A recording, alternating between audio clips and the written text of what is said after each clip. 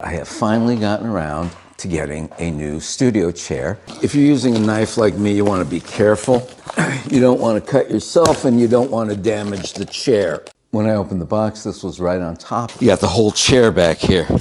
I'm one of these guys that's never been able to tie his own shoelaces, so it's a really good thing that Amazon gives you a step-by-step guide as to how to put the thing together. So the first step is to take this so far unnamed piece and stick the legs on it. As is normal with these things, the one Allen wrench fits everything and you just kind of torque it down. Next, you stick on the 5 wheels. Then you turn it over on the wheels and you stick the main cylinder on, fat side down. Next, you're going to need 4 of the screws marked L because you're going to start putting the arms on.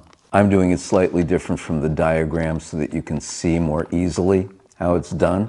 The manual warns you not to tighten them down all the way because you've got to put the seat back on first. Pretty easy once you get them threaded. When installing the top of the chair, you're going to need to put in the 2 bottom screws first. And then once you've got that threaded, you can stick in the last 2 of these screws, the L screws, in order to put the top of the chair together. And then once that happens, you can lock everything down and tighten everything up. With the chair on its back, you take the final set of screws and you put the mechanism on the back of the chair. Be sure to have the handle over here on the left-hand side and the knob pointed towards the front of the chair. Once you've got the arms on and the mechanism secured to the bottom of the chair, the top of the chair fully assembled, it's time to put it on the cylinder. Oh, that was easy. What an improvement. Hang on.